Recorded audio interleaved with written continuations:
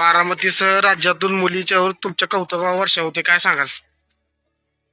रमाईच्या त्यागाचा बाबासाहेबांच्या संघर्षाचा विजय आहे. तो विजय इथल्या मनोवादी व्यवस्थेच्या छत्रावरती बाबासाहेबांचा हत्ती बारामतीत नाचलेला आणि हा इथल्या प्रस्थापित व्यवस्थेला एक तुरुंग आहे. तो तुरुंग SC ST OBC लावलेला आहे आणि आम्ही येणाऱ्या काळात OBC बांधव असतील, मुस्लिम असतील, ख्रिश्चन असतील, ब्राह्मण असेल, मराठा समाज असेल, या सर्व समाजाला बरोबर घेऊन या देशाची शासनकर्ती जमात बनायला आम्हाला 1946 ला लावलंय.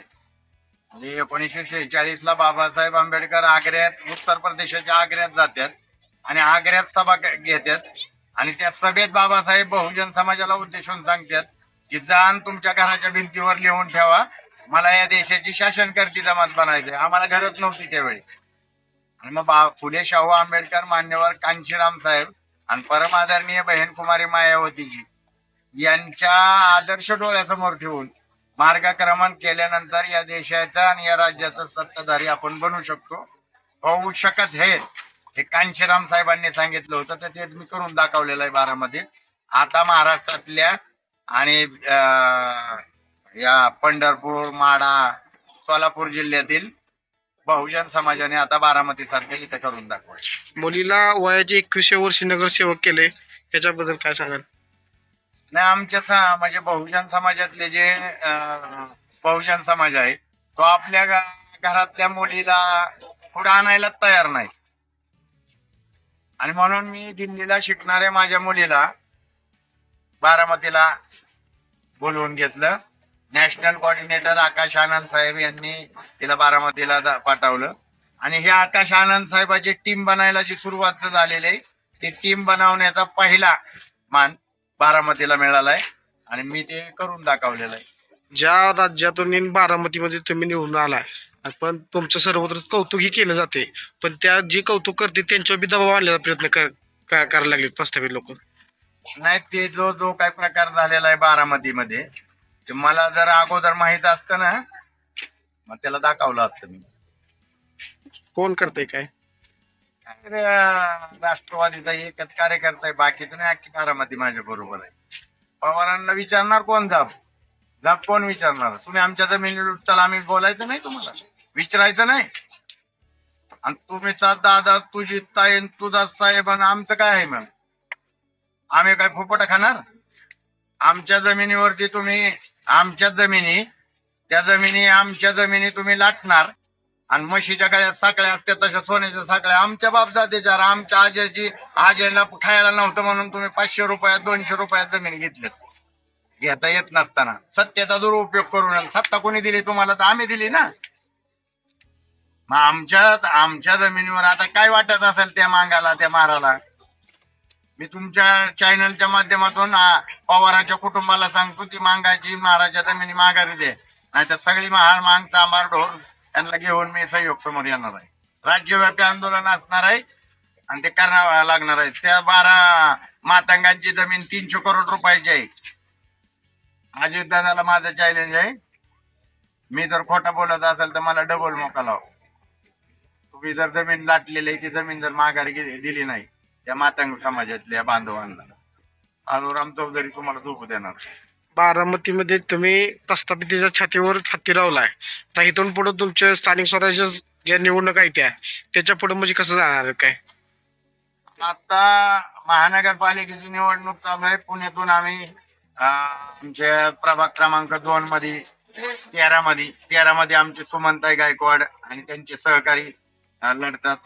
अर्चनाताई केदारे आहेत, अजून 3 उमेदवार आहेत. प्रभाग क्रमांक 2 मध्ये आमचा पुण्याचे नेता आहे, माझे सहकारी आहे सुदीप गायकवाड बरोबर आमची नीलमताई चव्हाण आहे आणि आमचे दुसरे गायकवाड ताई आहे. तिथं आम्ही लढतोय आणि आमचं पॅनल निवडून येणार आहे पुणे महानगरपालिकेत. पिंपरी चिंचवड मध्ये आमचा धम्मदीप लगाडे लढतोय. उमेदवार निवडून येणार आहेत आमचे आणि आम्ही निवडून आणून दाखवणार आहे. सोलापूरमध्ये मी उद्या सोलापूरला सभा आहे. सोलापूरला आम्ही नेतृत्व देतोय देवाबाई उघाडेच्या नेतृत्वाखाली. देवाबाई निवडून येणार आहे. आता तुम्ही ज्या बारामती गटामध्ये अजितदादाचं मतदान आहे त्या गटातून निवडणूक लढवणार असं भाषणामध्ये सांगितलंय. हो, लढवणार आहे ना, निवडून आणणार आहे.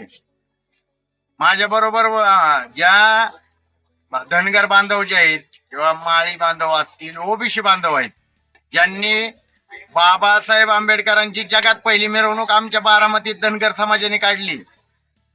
4 मार्च 1928 अखिल भारतीय क्षत्रिय शिक्षण धनगर शिक्षण परिषद झाली. त्याचा अध्यक्ष धनगर समाजाने बाबासाहेबांना केलं. तर जगात पहिली मिरवणूक पुढे निघली असेल बाबासाहेबांची कधी 1928 बारामती मुक्कामी धनगर परिषदेत धनगर बांधवांनी काढलेले. आणि मी त्याला आता 2028 100 वर्ष पूर्ण होत्यात. माझी लेख आता त्यात काउन्सिल मध्ये आहे. कमीत कमी 5 करोड रुपयाचं बजेट तर त्याला द्यावं लागलं. बहुजनांना सगळ्यांना एकत्रित करण्यासाठी तुम्ही सर्व बहुजनाला काय कानमंत्र देणार आहे? कानमंत्र काय देत आहे? तुमचं वजन वाटोळ होतंय. ओबीसीचं तिकीट कुणाला दिलं? अजित पवारने. भाजपच्या लोक भाजपची म्हणते तो आमचा डीएनए ओबीसीचा आहे. पुणे महानगरपालिकेत कुणाला उमेदवारी दिली ओबीसीच्या ह्याच्यातून? भाजपने ओबीसी समाजाचा घात केलाय. भाजपचा डीएनए ओबीसीचा नाही. भाजपचा डीएनए आरक्षण विरोधी आहे, बहुजन विरोधी आहे. आणि म्हणून तर त्यांनी उमेदवारी नाही दिल्या. कुणाला दिल्यात? ओबीसीला दिलेल्या नाहीत.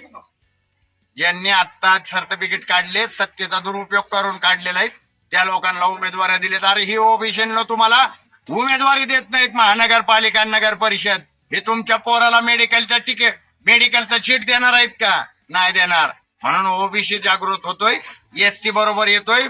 मुसलमान असेल, ख्रिश्चन असेल, धार्मिक अल्पसंख्याक या सगळ्यांना बरोबर घेऊन बहुजन समाज म्हणून आम्ही येणाऱ्या महानगरपालिका, जिल्हा परिषद, पंचायत समिती असतील याच्या निवडणुका लढणार आहे. बाबासाहेबांच्या हत्तीवर लढणार आहे. माझ्या बरोबर हाके सर आहेत आणि पाठीमागे माझा आशीर्वाद भुजबळ साहेबांचा आहे.